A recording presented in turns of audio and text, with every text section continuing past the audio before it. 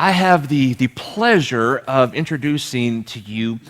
I was thinking about this between services. If I were to name the top 5 people on the planet that I respect the highest, this man falls in that number somewhere. I haven't ranked you, somewhere in there. I just came up with number, 5, but maybe 3. I don't know. I don't know. But this is Zebedee. You've heard me speak of him before in the ministry, Hippo Valley Christian Mission. Many of you have been there. Some of you are going there in just a few weeks, and maybe in the future after that as well. But Hippo Valley Christian Mission has 27 schools in Zimbabwe. They have 2 medical clinics and a third one on the way, right? That would be 3. Yeah, I can make sure I have my notes right. A couple orphanages, a halfway house that helps the adult children from the orphanage transition into adulthood. So like they're too old for the orphanage now, but they're not quite ready for prime time in the adult world. So that helps out in that transition. Dozens of churches. They have a huge impact in Zimbabwe. And it's just a pleasure to be partnering with them in what God's doing through what you're doing. And Zebedee is the head man over there in Zimbabwe. So Christ has had an impact on your life. And why don't you explain to people how you came to Christ and got involved with Hippo Valley Christian Mission? Thank you, Dan. One thing that people may want to know is I am one of 24 children of one father, 4 mothers. But my mom was very instrumental in getting us to church and so on. So I went to a Christian school under Hippo Valley Christian Mission, and he was baptized in 1962. Then I decided to go to Bible college, 1970. I was done in 1972, 3. Then in 1980, I decided to go to the other Bible college, second Bible college. Went back to work with the Pembertons, which is Hippo Valley Christian Mission. And then I decided to come to Kentucky Christian College for my third Bible college. Went back home 1988, and then 1992 I decided to come back again to my 4th Bible college, which is Cincinnati Bible Seminary. So through the years, I've been working with the Hippo Valley Christian Mission. And when the Pembertons decided to withdraw, then I was asked to be the head person. So I'm still doing that. That's my story. That you're sticking with it. I'm sticking with it. I have a wife and 5 children. Twin girls are the firstborns, and then a girl, and the 4th born is a boy who is in Quincy, Illinois. That's where my wife is right now. And then the 5th one is back there. 4 are back in Zimbabwe, 1 is in the US. Gotcha. I think it's neat to see that you are a product of the things that we look forward to in these Christian schools. You were a student, became a follower of Christ, grew up in it. Eventually now you had the whole ministry over there, which is pretty neat. We have been hearing in the news, obviously we're headed there in a few weeks, so we've been kind of watching the news, what's going on in Zimbabwe, and it was surprising to me to find out yesterday, because we're hearing about things of cyclones and floods and people dying because of just these horrible floods going on, but actually the big problem right now is drought. How does that impact the people? Because we're going to go talk to people. How's that going to be impacting the people we're talking to? How's that adding to the struggle of what's going on there? Yes, Zimbabwe has been hit by a cyclone, end of February, beginning of March. The cyclone originated from the Indian Ocean somewhere, swept through Mozambique, hit the town of Beira very hard. Coming up to Zimbabwe, the northeast of Zimbabwe, which is Chimanimani and Chipinge, those are the two towns. But in between them, in between those, the cyclone was very heavy. Swept houses down the stream with people. If you were with Andy Roda last night, if you went back, there was no Andy Roda in the house. They were all swept down with no bodies to identify. They were swept down the creeks. Rivers and creeks have been formed because of that cyclone. Where we are, which is the southern part of Zimbabwe, where we border Mozambique and South Africa, the cyclones did not come. It was just like the normal light rains.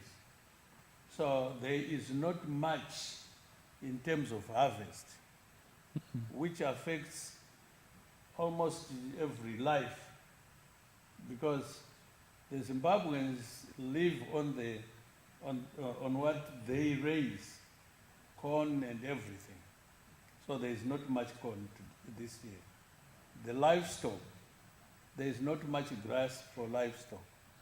Also for the common person, even those who live in town, there is not much water in the water reservoirs. So it affects everybody. And the economy, which is a weak economy to begin with, was also heavily affected. Because if you don't have the waters or the rains for the crops, then everybody suffers.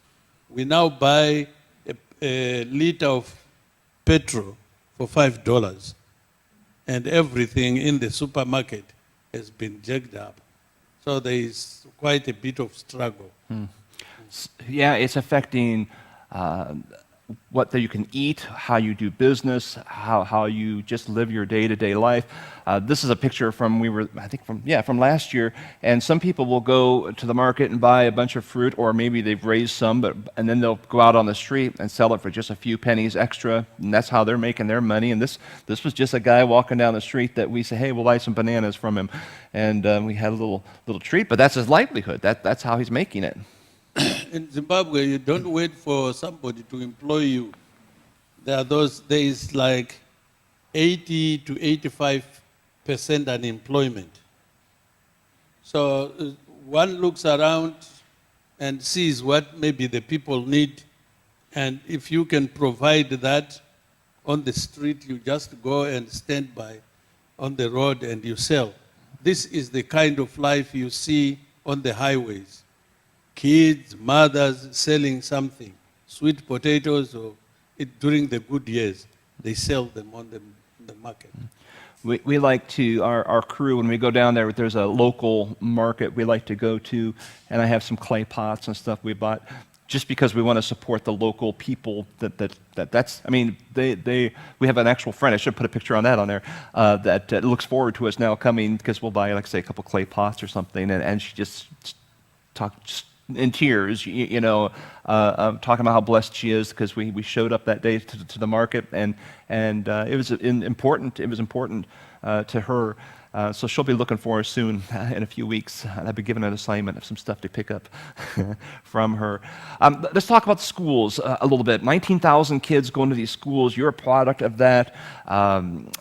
They're teaching the Bible in the schools. In America, we're kind of trying to run from that and stay away from it as much as possible. That's actually part of your curriculum. Yes, it originated way back in the 1800s when the first missionaries came, like the Dutch Reformed, the Anglican, the Catholics. When they came, the former government, which was a colonial government, allowed them to preach. What they did was they would look at low-developed areas, and if a missionary came, they would point them to that developed area and say, you go there, develop your people. That's why you see in Zimbabwe, Bible is part of life. We teach Bible. Government also accepts Bible as a subject, so that at the end of the term or the year, you kids are tested in Bible. So most of the old missionary stations or church stations are the ones that brought education even to our parents. So Zimbabwe is very acceptable to Bible teaching. But we don't have a national church. Every church has the freedom to preach. This is a picture I took. This is one of my favorite pictures, I think, just because I love this. Do you know her name? Do you know her? I don't know if you do. I don't think But so. she's at the school, one of the rural schools there, and she was helping lead the singing, and the kids they're just so full of joy. They're This is Tamburukira School. right. Yep. That's where my mom went. Oh, there we go. And they don't know they're poor probably. Oh, yeah. I mean you're not like rolling in money, but they just have a good life. That's normal. They are happy to belong to that school. Yeah. The only thing they do, or maybe some of them like, if you can observe, is the school uniform. Every school in Zimbabwe has to have a uniform. They pick up their colors, and every kid must come to school with uniform.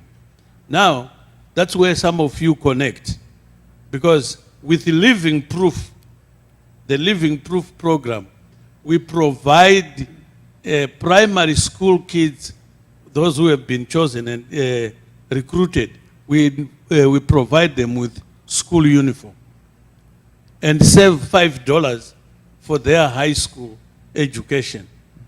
Your $20, $15 goes to mission in order to operate the program, but $5 every month until the kid is done with grade 7. When they start high school, that savings starts kicking in. That's what we pay school fees for them. But uniform, it's a different fund. So you can see some with uniform, some without. So with the Hippo Valley Christian Mission, preaching has been part of us. That's one of our hallmark. Every school that is under us of the 27 schools, high school and primary, the hallmark is we teach Bible. Government knows that. Yeah. I love that. So you have dozens of churches that you guys oversee in Zimbabwe. What does church life look like? This is a church we went and visited a couple years ago, Triangle Church of Christ in Triangle, Zimbabwe, right outside of Shredzi. What is a typical, what's church life? How do they disciple? How do they pay their bills when things are so tight? Maybe for your information, Triangle, I started Triangle, my wife and I started Triangle Church of Christ on October 1, 1995. And then we were helped to have a building.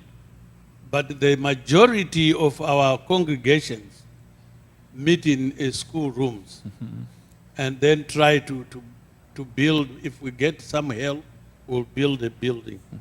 But that's the norm. Where we have our schools, if the school is under Hippo Valley Christian Mission, then we can hold church services in there. But we restrict that to only Church of Christ and not other churches.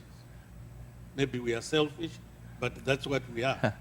So you can watch the doctrine and make sure it's Yes. a biblical We don't want teaching. that mixture of somebody coming out and say, oh, the baptism means nothing as long as you believe. No, we guard that jealously. The doctrine that is perpetuated through our properties, that is the schools and the clinics, must be in line with what we believe. Gotcha. The churches I have attended, church service, is very much similar to what we would experience here. You'll sing a few songs. They're a little more lively than we are. Did you notice they that? dance. They dance. Yeah, little dancing, some clapping, a little. I can't even do it, but I thoroughly enjoy sitting back and observing and being part of it. And they got some dance move I won't even try to do. The guys will get up there. I can't do that, but especially the women are able to do that. It's a lot of fun. So we're headed to Checheche very soon to start a church. Can you tell us a little bit about the area? Why do they need a church? How do we reach these people that are struggling right now? What message can we bring them? I guess at times we make a mistake, that is we dress up the gospel by making some promises which are not compatible with the gospel. When we approach people and start a church like Checheche, we want to stress the idea that Christ saves. Not that we are going to give you this or that. No, that must not be part of it. Remember, Checheche is under Chipinge. Part of the Chipinge district is where the cyclone was so heavy. So we are going there, or you are coming to present Christ. Don't dress him up. He is already dressed. We're not promising riches. Yes, and health. No. And yeah, the reason why we are going into Checheche is, remember I told you to begin with, when missionaries came, they allocated areas to churches where they said you can develop your people. So we were not originally in that region. We are penetrating the area now.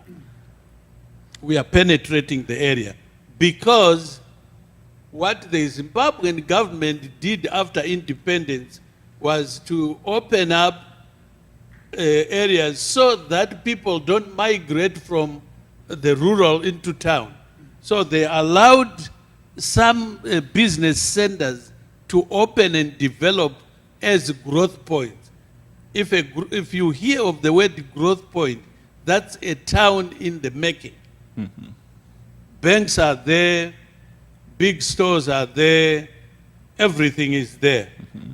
Even chicken places, you can go eat.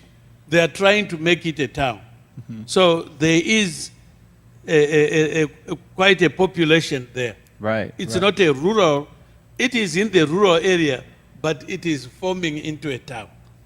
That's why we want to go there, so that we can grow with. Right. You were mentioning, or maybe it's just part of our private conversation we've had, that you have a church on the other side of the river, but they don't make bridges.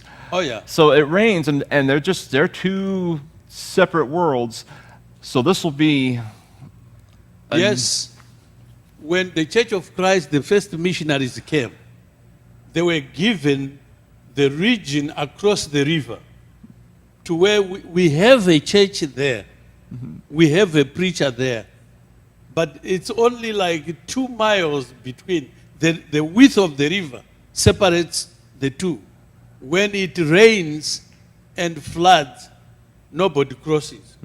A number of people have been swept down the river when they tried to. So our government, I told you, they are unable to make these bridges. When you come to America, there are bridges where there are no rivers. Yes, but where we have rivers, we don't have bridges. So church, we are trying to connect that church with this one. Already the church across the river is doing groundwork over there.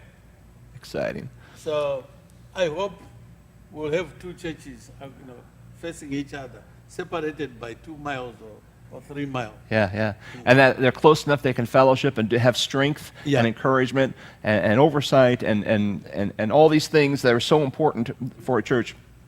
And we can provide some of the manpower to get it started and some of to Yes. support it and keep it going. So, yeah, we're doing a big thing. We're bringing hope into a population that really doesn't maybe see a whole lot of hope. The partnership that we have forged will help the Church of Christ, Hippo Valley Christian Mission, to have this church grow up there, or this church started. Excellent.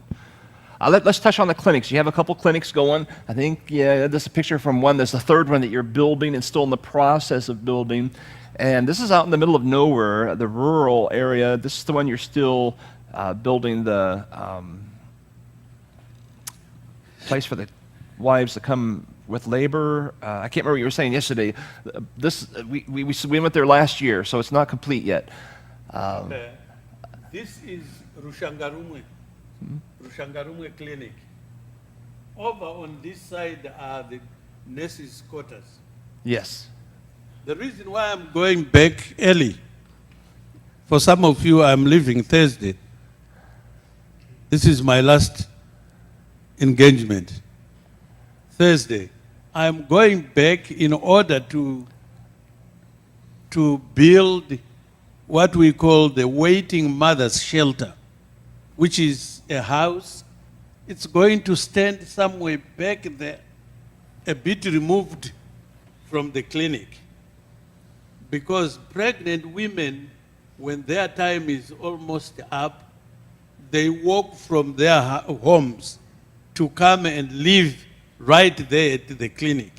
They need a house, they need a cooking place, they need somewhere to sleep, waiting for their day. And it must be very close to the clinic. If they are in labor in the middle of the night, they must be able to walk to the nurse house and knock and say, I'm in trouble, whether we say in trouble or whatever, so that the nurse can take them to the clinic. How many miles will people walk to stay here? It depends on the reputation of the clinic. Some may come as far as 10 miles. Some may be local. Some may come across the river, Lundi. Okay. It depends with the reputation of the clinic. But the next clinic is almost 10 miles up. Okay. Yeah. The other one is almost 13 miles on the other way. And this is a mountainous place. You saw there are mountains surrounding. Right. So we have to provide a waiting mother's shelter. Right now, as I speak, it's under construction.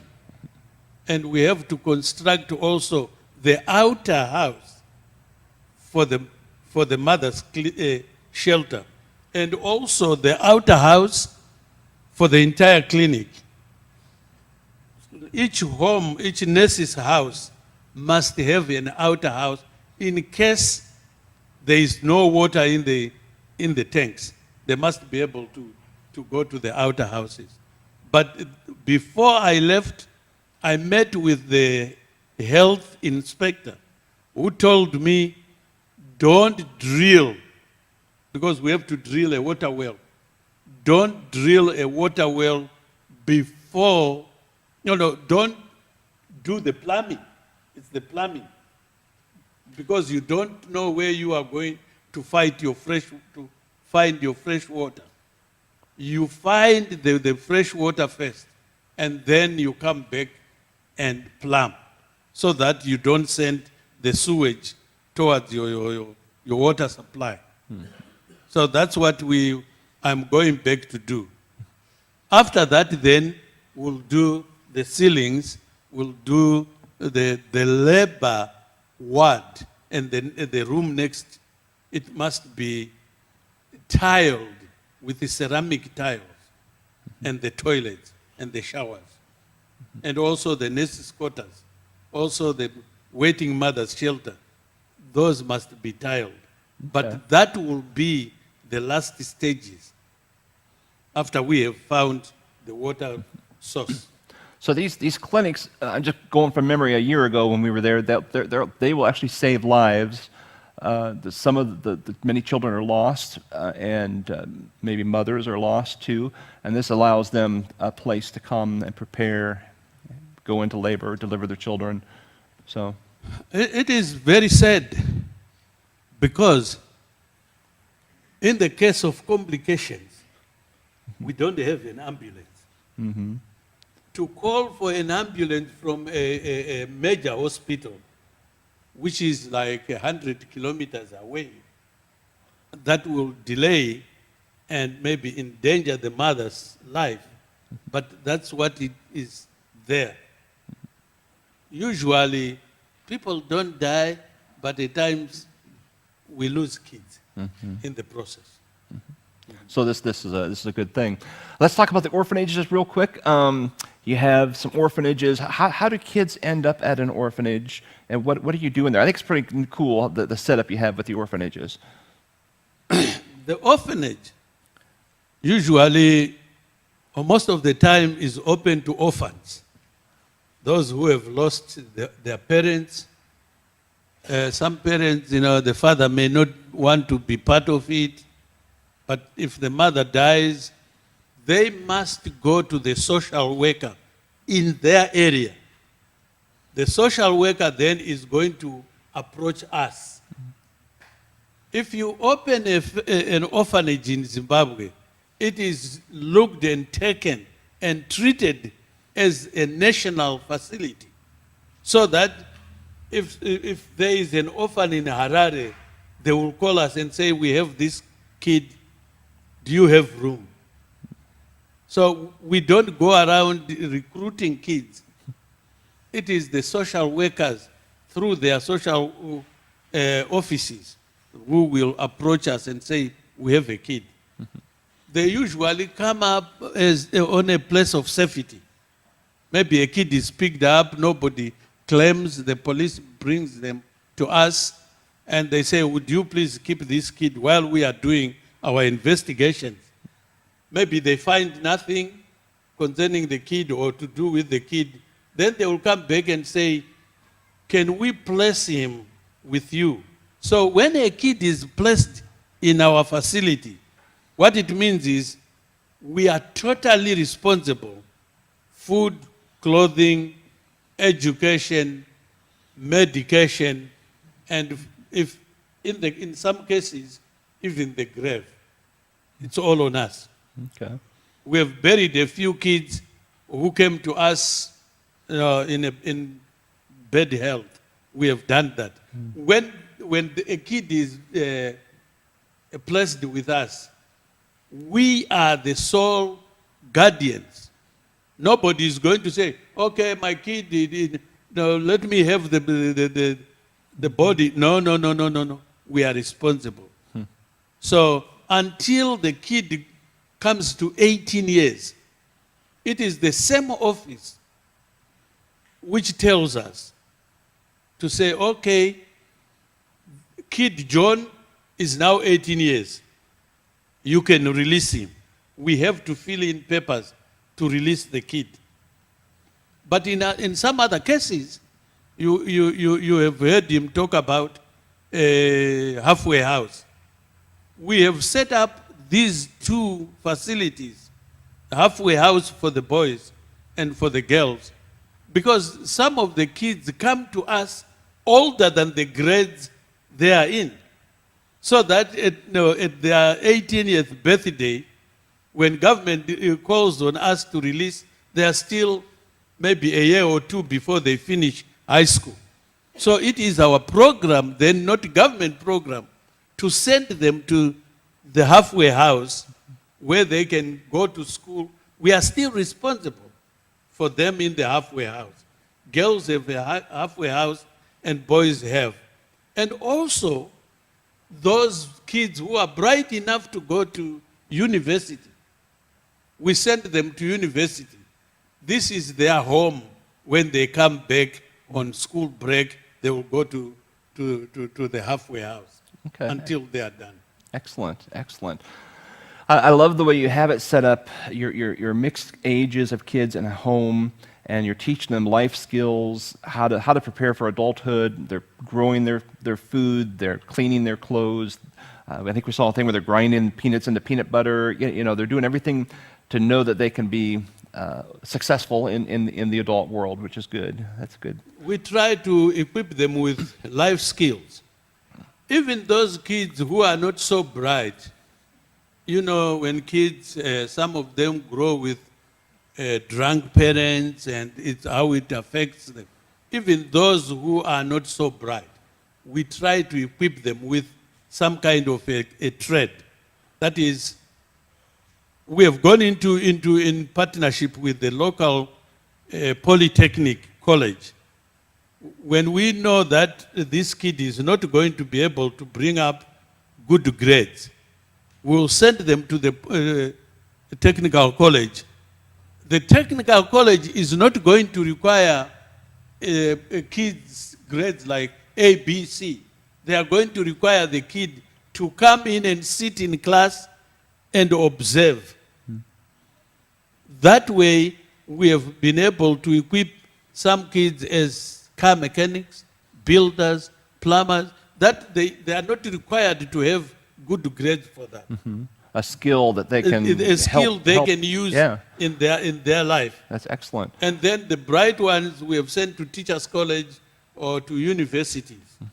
And thanks to some sponsors who have stood with us and said, wherever the kid goes, if the kid is bright enough to go to the university, I'll sponsor. We have sponsors like that. Excellent.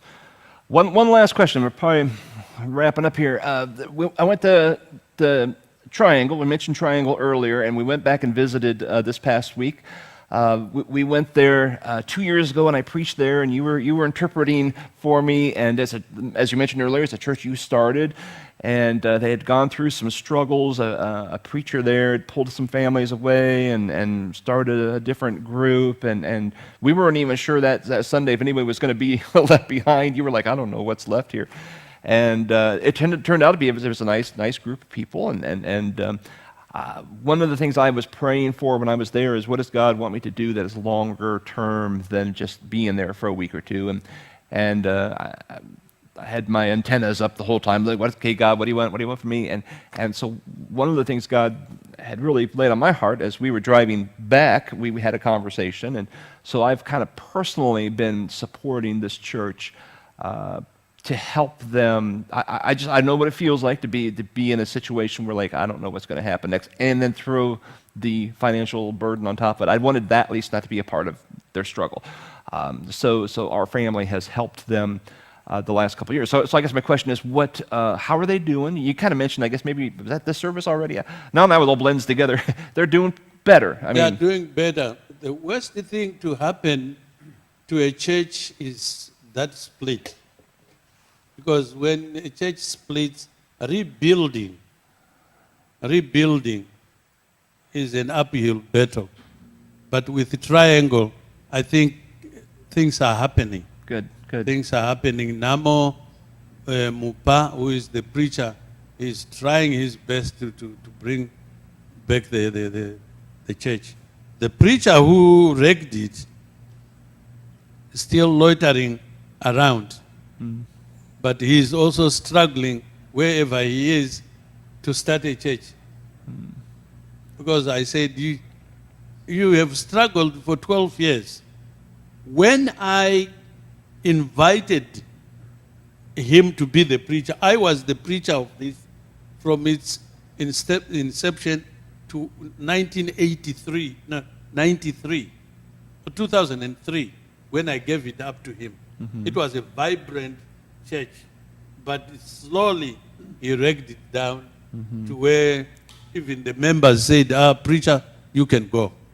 That's the saddest thing for the members to say, preacher, you can go. But now I think it's on the upward trend. Good. We love to see churches succeeding, especially when they've gone through a struggle. So that makes you stronger, but you've got to fight through it. You've got to do it. You've got to do it. Excellent. We're going to do one thing. We're going to close with prayer today. But